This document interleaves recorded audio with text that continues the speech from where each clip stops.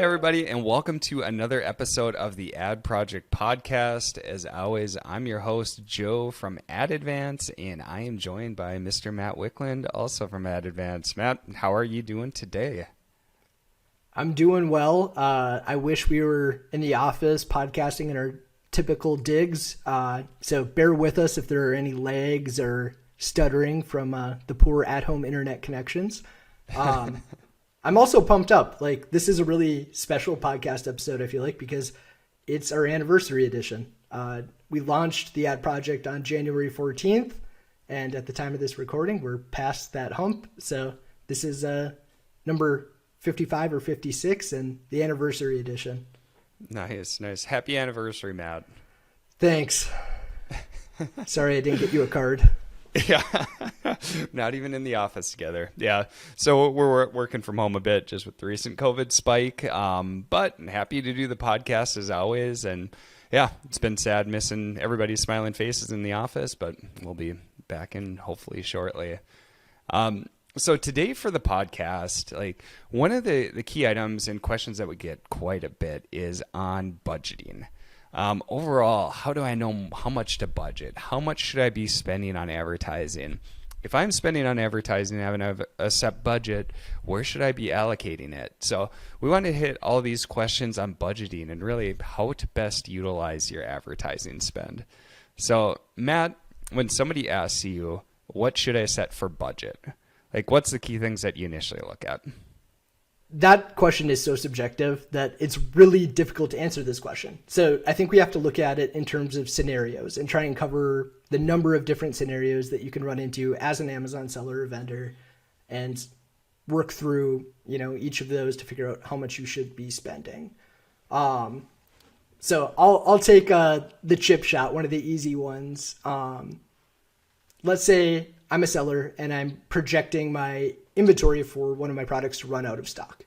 The way I budget in a situation like that is set my ad spend to 0. So if we're going to go out of stock, if we're going to run out of inventory, there's no reason to accelerate that through advertising. And there are a ton of myths relating to that concept. One being like, hey, if I stop my ad spend, I'm going to tank my ranking. That's not really true. If you stop your ad spend, will it harm your ranking? Yeah, potentially, but going out of stock will to a greater extent. Having inventory availability is super important, and keeping those products in stock, while it does reduce your sales velocity by shutting down ads, you make up for it by extending the time period that you are in stock.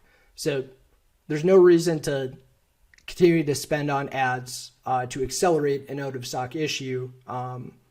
You can just pause your ad spend and sell out organically in a situation like that. Do you agree with that, Sure. Joe? Yeah, I definitely agree with that. And we get that question quite a bit. I think there's some myths or different pieces that have gone in there where people believe that their organic ranking can really get hit when they come back up if they slow their velocity going into it. And how the algorithm works out, it's really tough to tell other than, just people testing from the different scenarios. But from a purely like advertising and margin-based perspective, there's no reason to spend more to go out of stock quicker.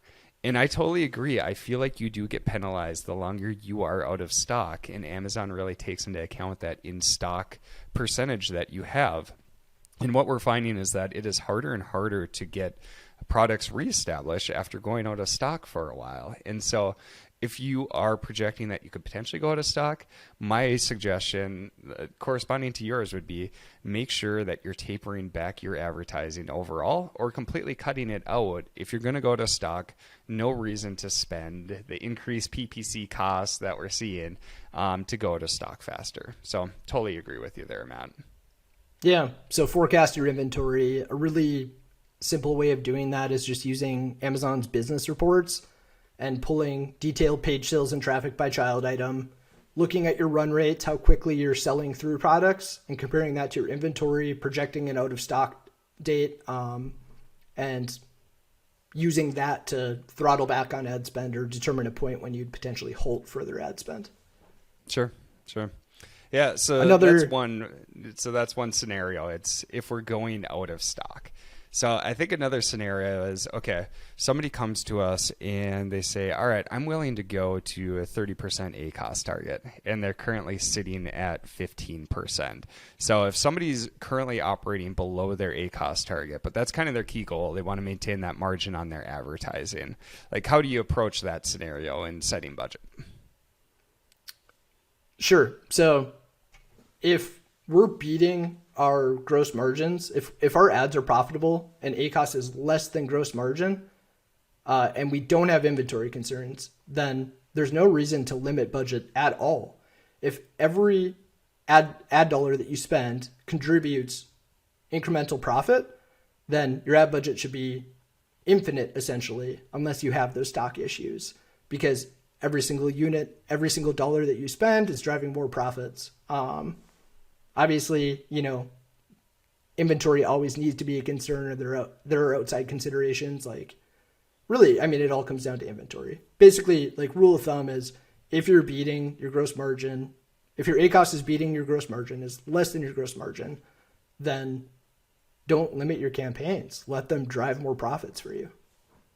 Yep. And so that's really what we're doing when we're looking at setting. We don't necessarily set a budget for a lot of our accounts. And the reason is that if we're able to maintain that margin, we're going to keep spending to drive more sales and get that additional sales velocity, which has other impacts too, which can help organic sales. And even if you're break even or if you're profitable, then there's no reason to throttle back on advertising at that point. You're just giving up sales that are profitable.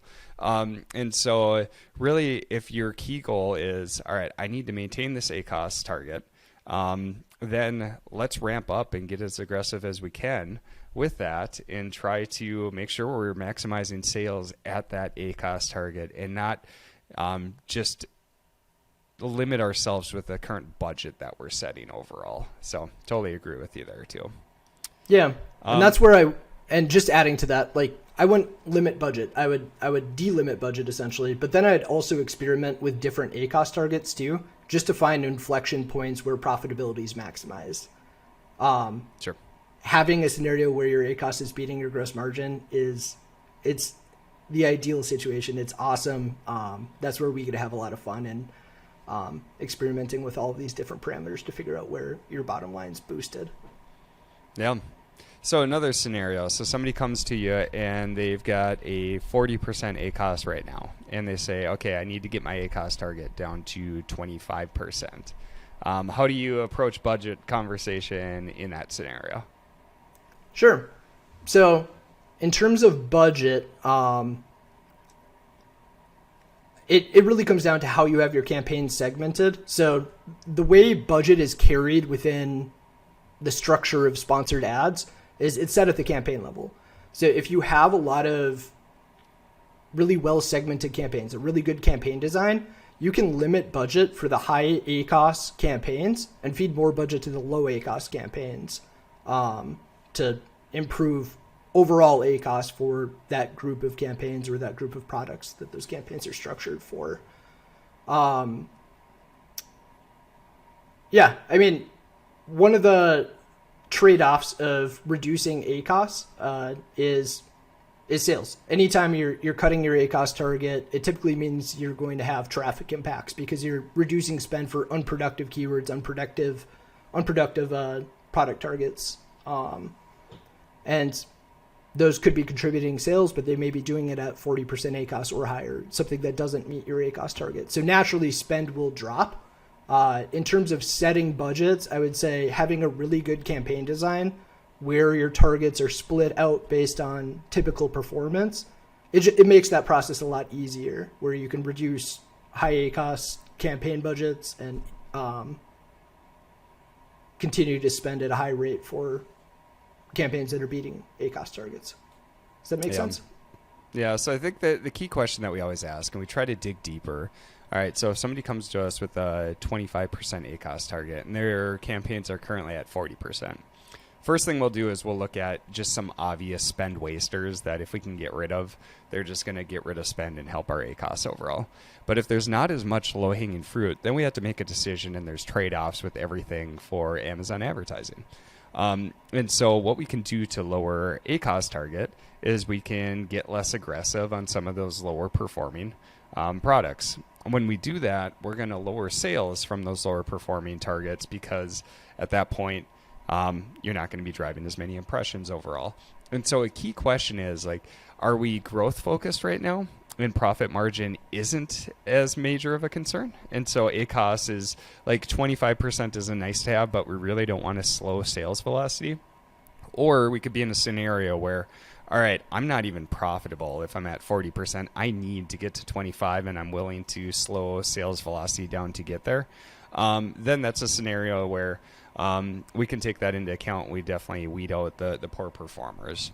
And then the final way to look at it is kind of like a tacos based approach too, that you can view your products overall. And so when we're looking at ACoS, that's the profit that we're getting just from those advertised sales. But there's other outside benefits from advertising that you get when you're spending on advertising that leads to more organic sales, which helps your overall sales. And tacos is more of a measure of that. It's ad spend over total sales versus ad spend just over ad sales. So the tacos approach is another way to look at it. And it kind of goes against this scenario a bit where they give us an ACoS target. But tacos is a good way to look at it too, because it's kind of your overall margin impact per sale for your advertising that you have versus ACoS, which is just looking at the advertising itself. So, Matt, I don't know, any things to add on that piece? I'm a very metric oriented person. So I love tacos as a budget metric. It isn't the be all end all in terms of performance. Like we could hit a 5% tacos or a 10% tacos while generating 0 ad sales. So it's not a perfect performance metric, but it's a great budget metric. If you keep, say, a 10% or 20% tacos target for a given product, your bottom line is going to, in terms of percentages, is going to remain consistent. It scales with your overall sales, and it really drives the conversation about where is our ad spend most effective, not necessarily efficient, but what helps ranking the most. And yeah, then bringing ACoS into the equation, a really good efficiency metric, is the way to go. Sure.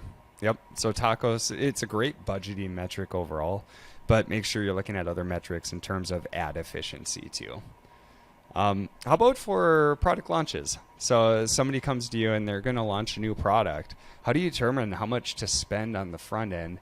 Like we covered for product launches previously, like the initial objective for a product launch for advertising, it's not going to be ACoS. It's going to be more sales focused and driving that sales volume to the product. So how do you approach the situation on determining what budget to allocate, Matt? Sure. Yeah. So this is one of the more difficult conversations that we have in trying to lock down what the right budget is. In a lot of cases, sellers will have a number in mind from the get-go that they provide to us. But if you're trying to lock this down as a seller listening to this podcast, a good way to do it is to look at how many units of inventory do you have? What's the value of that inventory? Then calculating revenue objectives and figuring out what % of that revenue will come from ads. So early on, your products, if you're not running like outside initiatives, like, you know, you have good social media marketing and stuff like that. If you don't have outside ways of driving outside traffic, you're going to be pretty heavily reliant on advertising to aid in product discovery. So the majority of your sales are going to stem from advertising. So in a case like that, you can look at what's the value of my inventory, what's an acceptable ACoS target, even though it's not the metric that is like the be all end all when you're launching a product. Like you really want to emphasize sales and conversion rate in terms of performance metrics. It can help determine your initial budget. So maybe we have a 50% margin and we're willing to dedicate, set an initial 50% ACoS target or 70% ACoS target during launch. You can take that revenue from ads, multiply it by your ACoS percent, and get to spend. So backing into it through revenue goals and then percentages coming from advertising, which will vary a lot based on what sort of outside initiatives you're using. If none, Yep. Advertising is going to be a major component. Yeah. So it's really dependent on the channels that you're using to get that product established and get that initial sales volume. And then it's also dependent on kind of where you're sitting as a seller. So if you're a well-funded brand, maybe you've just been acquired by an aggregator that has a lot of cash. Like at that point, you might want to invest more in advertising up front, just knowing that generating that initial sales volume and getting going quicker could be very important. On the other perspective, say you don't have that much extra cash on hand right now and a slower sales ramp up is fine with you, then let's be less aggressive. With the less aggressive approach, it allows you to test quite a bit more as you go to make sure that you're best utilizing that ad spend as you go. For the more aggressive approach, really time is on your side because you're speeding up the process, you're learning quicker. You may have some more wasted spend as you go since you are learning at a higher volume. But at the same time, you're launching quite a bit quicker, and that initial boost that's seen by Amazon too can definitely help with like establishing the initial rankings and stuff like that too. So like everything else, it's definitely a trade-off. We're not able to provide like initial like actual budgets to go off of as benchmarks just because it is so variable based off of the situation, the product, your funding, how aggressive you want to be, everything else like that. But these are the exact conversations that we're having with our clients when trying to determine how much budget to allocate for the new product launches. Great points. Yeah, so let me throw another scenario at you, Joe. Sure. So let's say we have a hard cap on market level spend. How do we prioritize where our ad spend goes? Do we focus on the lowest ACoS? Do we focus on the highest sales? What's your take on that? Sure. Yeah, it's a good question. And, you know, we covered this before where it's like, okay, if your ACoS is below your margin or your set ACoS target, like spend as much as you can. So that's ideal world. But we know, like, we work with multiple big corporate clients that you have to set your budget ahead of time for like the whole year. And that's what you get. And then you have to figure out how to best allocate that. And so we'll take a simplified approach. And then we can kind of break it down in a little bit more detail. So let's just say that every campaign has pretty much the same objective overall. And so it's just trying to establish sales coming in. What we could do is really take the ACoS first approach. So let's look and see what campaigns are performing really well in terms of return on our advertising.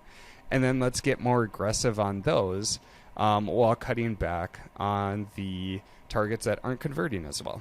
So overall, it's really trying to allocate budget to where it's most efficiently used. And so we have a set budget that we're running to, but then we're constantly optimizing within that to get more and more spend to those best performers, which is going to lead to higher advertised sales. So that's in a very simplistic world. Other things that we have to take into account are like the different campaign structures and goals. So you have campaigns that where we have a brand defense campaign. ACoS is going to look really good because for a brand defense campaign, I'm going to advertise for my own brand to try to push competitors out. So if somebody types in my brand, they're going to go down and they click my ad. They have a high likelihood to convert. So ACoS is going to look great.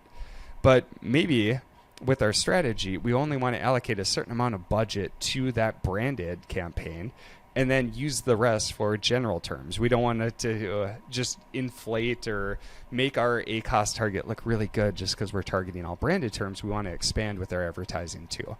And so those are times where you really have to take into account what strategies do I have overall and then allocate different budgets based off of that. So if brand defense is really important, okay, let's allocate more of the budget. Or if we're really focused on sales growth and expanding our audience, now let's cut back on that branded campaign a bit. We've already got loyal customers. We know they're going to scroll past the ads of our competitors and come down, and let's focus more on advertising for more general terms so we can get those new to brand customers. So really it's looking at what's the key strategies and then allocating budgets based off of that. And then within those different strategies, now let's push budgets and spend to the best performers within each of those. I know. What's your take on it, Matt? Yeah, I think those are all really important concepts. So high level, prioritizing defensive tactics versus like general category targeting tactics. Is defense more important, or are the organic ranking benefits of targeting general category keywords more important? In a lot of cases, it's the latter, even if they have a slightly higher ACoS. It may be a more beneficial use of your ad spend to target those general category keywords because it lends to improved organic results to a greater degree. The other piece, too, is even if we're prioritizing lowest ACoS first, how you get to that ACoS can be totally different between different campaigns or different targets. So let's say we have a 50-cent CPC and a 10% conversion rate that gives us a 20% ACoS. You could also have a campaign that has a 20% conversion rate and a $1 CPC, netting that same 20% ACoS. The latter, the higher converting one, is likely more beneficial ad spend because it's showing when people click through, they're more likely to purchase your product. It maximizes your product conversion rate, which has additional ranking and organic benefits. So in general, I would say, prioritize the lowest ACoS first, because per amount of ad spend, that's going to maximize your sales, but also consider that branded versus category trade-off and the organic ranking benefits of category keywords, and then also evaluate other quality metrics like CTR and conversion rate, and emphasize those that have the highest, other quality metrics outside of ACoS as well. Yeah, totally agree. And those ranking impacts can be really big too, by really focusing on some of those highest converting ad placements, whether it's top of search or like sponsor brand video. Those pieces, like, they can convert at a really good amount higher than other placements too. And so if we're seeing two campaigns and they have about the same ACoS, like, let's allocate more to the highest converters, which could definitely help our organic ranking as we go. Totally. Yeah. So overall, I mean, just in summary, we went through some different scenarios on how to set budget. So if you're projecting that you're going to go out of stock, for those cases, we definitely recommend cutting back advertising spend or completely cutting out advertising spend. No need to go out of stock quicker and spend more to do it. If you're below ACoS target, our recommendation is to just not cap it, because you're potentially leaving profits or sales on the table. If you're above your ACoS target, it's really weighing what's the key objectives. So is ACoS and profitability the major one, or is it maintaining the growth, or is it taking a tacos approach and then trying to make sure that we're maximizing efficiency within that tacos target? So that's a good way to look at it there. For launch, we covered all the different variables, so a lot of stuff to take into account there, and it really depends on the scenario and how much to allocate. But as we're seeing, advertising is becoming more and more of a driver for launches, since we're losing other options to be able to launch products effectively. And then finally, if you have hard caps, it's trying to allocate budget based off of efficiency overall, but also taking into account the other underlying strategies. So branded versus unbranded, looking at some of the higher converters versus the lower converters overall. And then just trying to make sure that we're divvying up the budget as well as we can within that overall budget cap that we have. So covered a lot on budgets. I guess, Matt, any final things you want to add before we go today? Nice summary. You nailed it. And happy 1 year too. Happy 1 year to you too. Yeah. And for anybody listening to the podcast, like, especially if you've been listening through all the episodes and through 1 year, we really appreciate it. It's an honor that you're taking the time to listen to us as we go or watch the YouTube videos as we go. If you could just do one quick thing, and if you could leave a quick review, that would be awesome, whether it's on YouTube or iTunes or anything else like that. We'd really appreciate it. So as always, thank you for listening to the Ad Project Podcast, and we'll see you on the next episode.